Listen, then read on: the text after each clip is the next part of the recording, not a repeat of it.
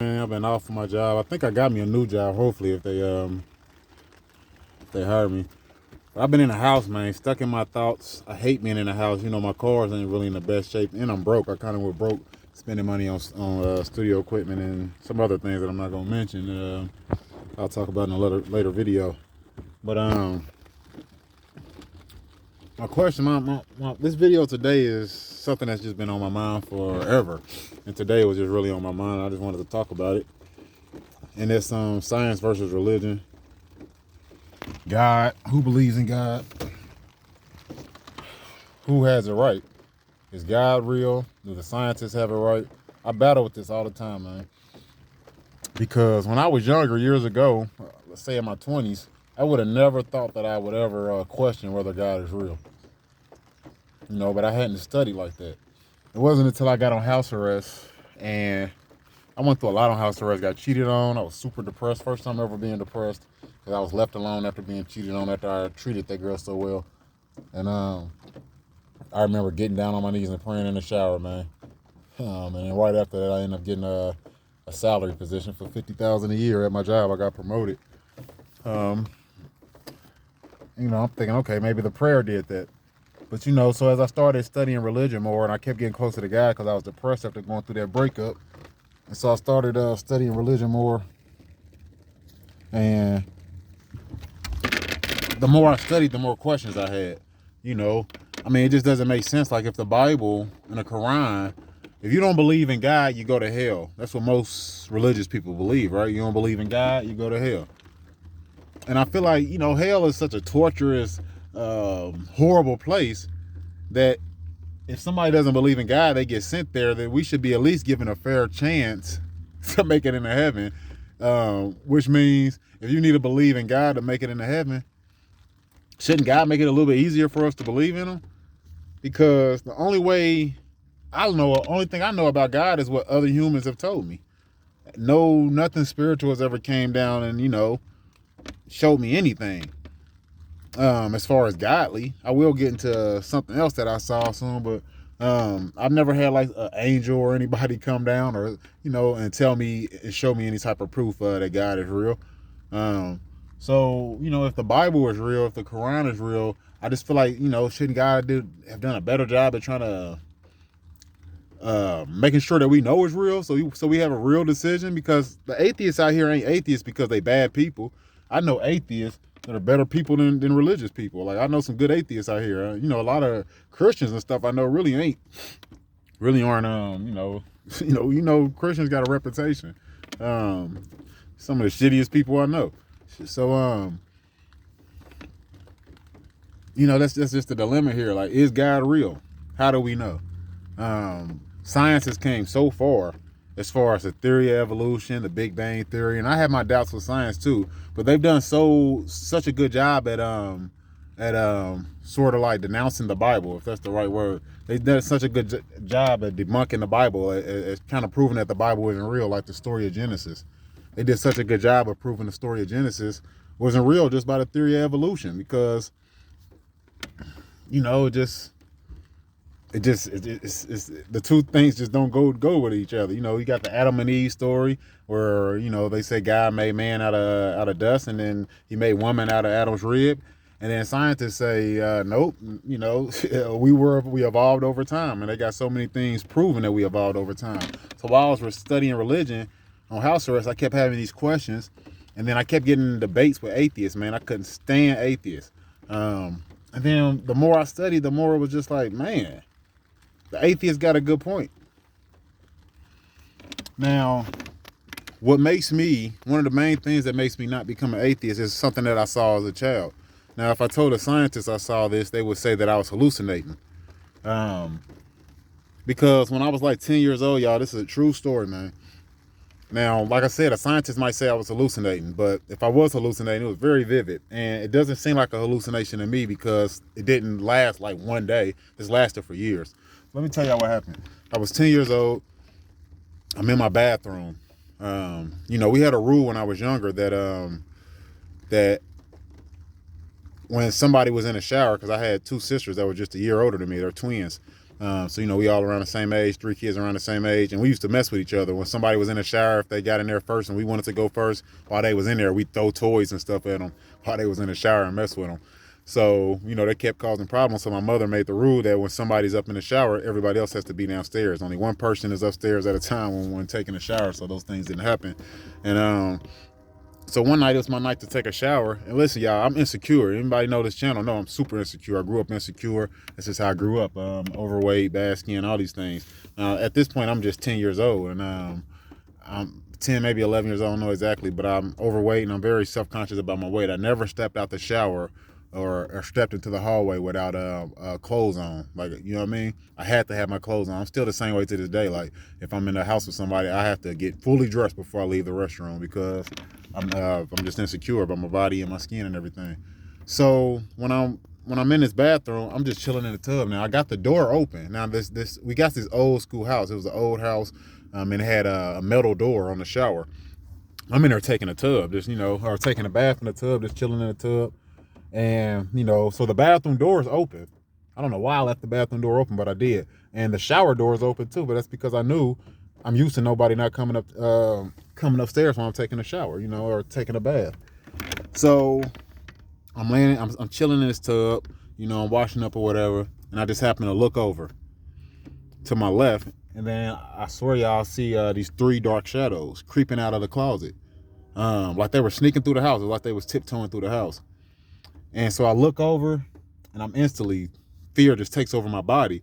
But what made the fear take over my body is, it's these 3 dark shadows. Just picture your shadow on the wall, but it's way darker, and it's walking in the middle of the floor. So it's 3 of them creeping through the house, coming out of this closet door, and the one in the middle stares and looks at me. And they don't have faces, but they do have faces. It's kind of hard to explain. But the way he's looking at me, it was like he was just shocked that I could see him. It's like he was just offended. And I'm sitting there stuck, frozen in fear. Like, I tried to yell, nothing came out. I tried to move, I was frozen. Like, I got stuck. I'm almost in an impossible position, man. I'm scared as fuck, y'all. Like, it felt like, have you ever almost got about to get hit by a car and that feeling of fear? Just picture that magnified and just stretched out for, I don't know how long it was, 10, 20 seconds. It felt like forever.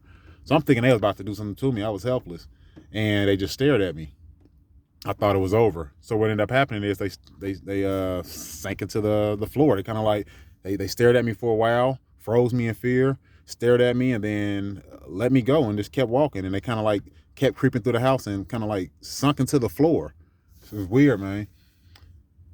Now, this could be a hallucination, right? This is why I say it's not a hallucination. Now, y'all know my mother's not really a loving mother if y'all seen some of my videos. Like, she's not bad. She's not mean. She's just not a loving mother. But she's got her ways like anybody. But so she wasn't like a consoling person when we was younger. So I hop out this tub with a towel on, which should have been a clear indication because I would have never hopped out of the tub with a towel on. And I ran downstairs after these little ghosts or demons or whatever disappeared. I ran downstairs. And I tell my friend, I said, I saw a ghost. And they got quiet and they just started busting out laughing. So I started laughing too, you know what I mean? And so as the night went on, of course, I never went back upstairs. And even though we laughed it off, in my head, I'm thinking, I kind of pushed it to the back of my head, but when it was time to go to sleep, I know I got to go into my bedroom by myself. And then that's when the fear came, and I was like, you know what? So I went to my mother. I asked her if I could stay in the room with her. I was like, I was scared to sleep in my room. And she let me stay in the room for, I think, 1 or 2 days, and she told me I had to leave. She didn't console me or anything. I don't even know if she believed me. To this day, I don't even know if she believed me. Because, that's just how my mother was. My mother was the same person that when I went to her and told her I was depressed, she told me there's no such thing as depression for a kid. That's just how my mother was. So, I didn't get consoled at all for seeing those demons. And she made me go back to my room in a day or two. And the first night that I slept in my room by myself, what happens? Sleep paralysis. First time ever. And while I'm having this sleep paralysis, what do I see at the edge of my bed? The demon in the middle. That's who it was. It wasn't even the ones on the side. I knew it was the one in the middle. Dark shadow. He's standing at the end of my bed. And if you ever have sleep paralysis, I know I'm in my bed. I know I'm in my room. But I also know that I'm in a state of a dream state. But I'm in between a state of dreaming and a state of being awoke. That's just how I felt. What it really felt like is that I was in another dimension. it felt like I was in a whole nother world. And if I didn't wake up, then I was gonna be stuck in that world, whether it was hell or what. It just felt like another dimension.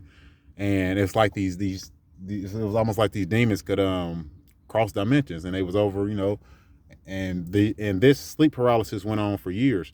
And the weird thing about the sleep paralysis is it never happened when I was in a room with somebody. If I was sleeping in a room with somebody, or even when I went to jail and prison, I never had sleep paralysis. In jail and prison, when I'm, around inmates and all that, never had sleep paralysis. Then when I get to my first crib that I got alone, boom, sleep paralysis again. The demons are back. Go to my second apartment after that house, boom, sleep paralysis again. And this happened from, I don't know, maybe 10 years old all the way up until maybe, it stopped maybe when I was like 25, 26, 27. I can't remember exactly, because I can't remember if I had sleep paralysis when I was in my last apartment before I caught my case, which was in like 2016, 17, 16. I don't know if I had sleep paralysis then. So I don't think I really had sleep paralysis since 2016. It just kind of went away all of a sudden. But it's this that makes me think, okay, maybe there is an afterlife, because if you told scientists about ghosts, they're going to tell you it's a hallucination, ghosts aren't real. Not just any scientists, atheistic scientists.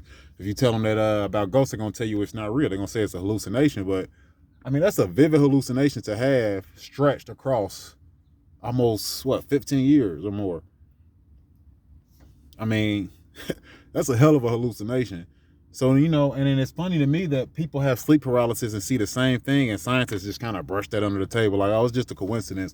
That's one thing that makes me question science. They check up too many things as a coincidence, and not everything's just a coincidence, man. Some things need explanation. Not everything is a hallucination. So when you have so many people that have seen ghosts, or you got people that have sleep paralysis and they see the same thing, why are people having the same hallucination? And I feel like that's something that a scientist would. I think scientists are just so biased, just like religious people. And I'm stuck in the middle. I'm not biased. I'm a learner. My mind is an explorer. I want to soak up knowledge and try to get to the truth. And that's just the type of mind I have. So, I can understand why atheists are atheists, but I can also understand why religious people are religious people. And I'm stuck in the middle. Which way do I go? Is God real? Because life is hard, man. Life is so depressing. Like, I be thinking about my roommate sometimes. Her father passed away.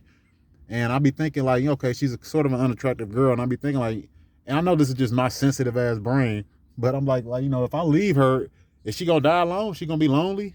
I be thinking about things like that. Like, is she going to be lonely? I even be thinking about my ex, like both of them. Like, the one that cheated on me, the little young girl I dated. Like, I think about that with my mother. Like, my mother's getting older.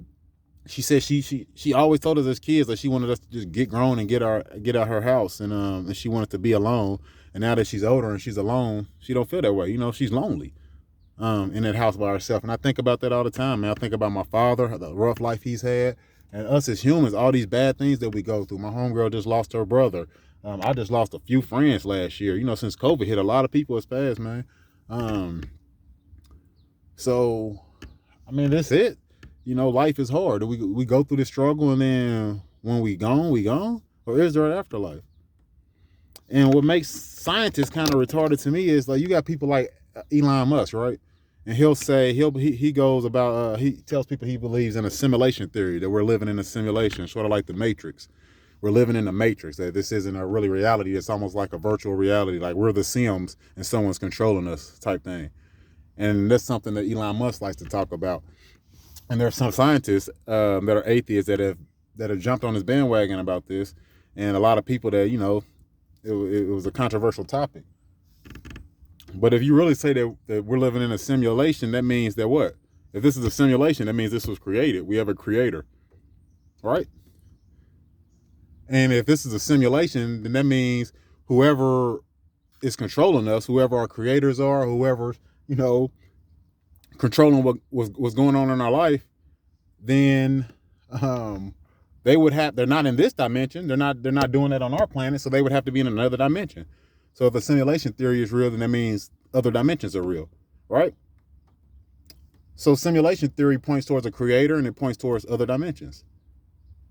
And then when you go to people like what's the black scientist's name? Neil deGrasse Tyson. Neil deGrasse Tyson and people, his colleagues, those people though, I forget the rest of those people's name. You go to people like that and they talk about the multiverse theory, where they believe that the Big Bang theory happened like a bunch of bubbles just popping up, you know what I mean? A bunch of Big Bang theories happen all at once, and it gave birth to a whole bunch of different universes.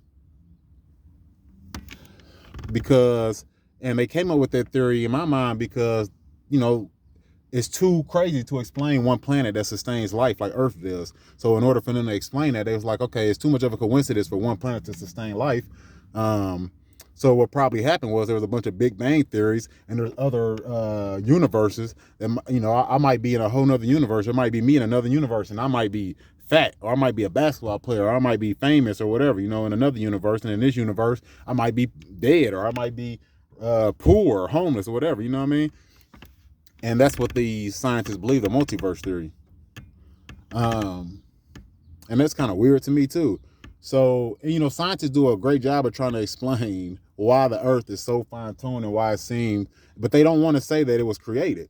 Even though it seems to be created because things just work so well together, man. Like, you know, it's one thing I used to take out the Bible is if you ever want to believe in God, just go outside. And it's true, man. You go outside and outside is beautiful. You know, in most places you just see nature, trees and all this stuff. And it's like, is this all a coincidence, man? Is it? I don't know. And even with the multiverse theory, I mean, what does that point to? That points towards different universes. Well, hell, heaven, aren't those different universes? Right? If heaven and hell is real, they're not on this universe. It's in another dimension. You know, these universes, they say, can't cross paths. So they're in different dimensions. That way they never cross paths. That's how these scientists explain it. So, I mean, so heaven and hell would be a different dimension. So I kind of feel like even scientists in another way, in their own way, kind of support the afterlife also, but they just don't want to believe in it for whatever reason because they're so stuck on science. I just don't feel like science has all the answers. But at the same time, I feel like religion, man, where's our answers at? Where's the people, you know, that want to believe in God, man? Is this, like, I want to know. And there's no way we can know. And I think that's just the most depressing thing in the world, man. Science versus religion is such a crazy topic because no one's ever crossed over and came back and told us the truth. And you got so many crazy stories in the Bible, man. Like, you know, you go to the Adam and Eve story and you keep going and you get to Lot, Abraham's nephew. And remember, he went into the city of Sodom and Gomorrah, the one that got burnt down. That got burnt down because they were all sinning and having sex and all this. Well, he burnt this city down. And remember, he allowed Lot and his family to escape this city, and everybody else in the city got burnt down. And remember Lot's wife, you know, God told them, when you leave this city, do not turn around and look at this city. And of course, Lot's wife turned around and looked at the city, which was, and then she turned into a pillar of salt, stone or whatever. And so, you know, that says what? She was probably amongst all the other people fucking and doing all these things. So she obviously missed the city, right? So she got turned into a pillar of salt. So then as they went on, it was just Lot and his two daughters. And what does his two daughters do? They get him drunk and they rape him. That's in the Bible. They get Lot drunk and they rape him because they didn't want to have sex with somebody else. Because the next town over was full of sinners. It was just as bad as the town that got burned down, Sodom and Gomorrah. Those towns that got burned down. There was another town, I believe, Sodom and Gomorrah, and another town that got burnt down with it. I can't remember the other town's name, I believe. And then so that town got burnt down. So the next closest town, I forget the name of it, but it was full of sinners, right? And when you think about it, it's almost like the Amish community. What does the Amish do? It's really a good strategy. You keep the sinners out of your community, right?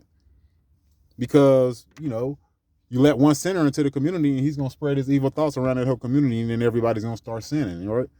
But if you keep the sinners out of that community and keep this a tight community, then, you know, it's probably the closest thing to utopia on earth is at a fucking you know, with the Amish people or the Mennonites or whatever, you know what I mean? So when you think about it, that's what Lot and his daughters were doing. They raped him so they wouldn't have to go and mingle with the sinners. Is that a true story, or is that just a lesson? Right? Is that just a lesson? Is that just, you know, is that just the Bible's way of saying that the Amish are doing are right? Keep the sinners out of your circle, right? Now we live in a world where the internet is all connected. There's a movie called The Devil's Advocate. I wish I could remember what he said, but The Devil's Advocate came out in like 98, before social media was social media, before he was even really close to being social media. All we had was like chats and Hotmail and stuff like that, you know what I mean? So in this movie, they predicted what would happen in the new century, in the new millennium. And they predicted that they predicted the internet would be what it is. They said that we're going to fiber optically connect the whole world together until every and we're gonna pretty much um, sharpen the human appetite until everybody wants to be their own inspiring emperor and king. And that's the world we're living in. They said this was predicted 25 years ago. And that's the world we're living in now. We're living in a world with the internet. We're all optically connected through the internet. And we're all inspiring to be YouTubers, rappers, singers. Everybody wants to be famous. Now we're all trying to inspire to be our own emperors and our own kings. And people even, especially in the black community, they go, everyone thinks they're a king and a queen, even though they live in life like a peasant and ain't got no type of honor in them at all or any type of king characteristics or queen characteristics. I mean, I know thoughts and prostitutes and strippers that go around and still feel like they kings and queens and street. I mean, you're not a queen. I'm sorry. I ain't never read about no queen that was out here stripping and popping ass and selling pussy, or a king that was out here destroying his own community. You know what I mean? So that's religious people for you. But then them same people swear they believe in God. I just think it's all crazy, man. So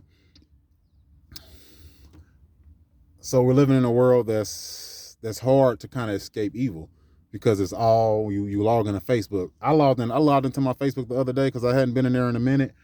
I had to log right back out. Y'all had to deactivate it again. It's nothing but negative posts, negative comments, man. And I didn't want to see that. I've been depressed for the last 2 days. Today I've been cool, and I think yesterday I was okay. But for like 2 days straight, man, I was super depressed.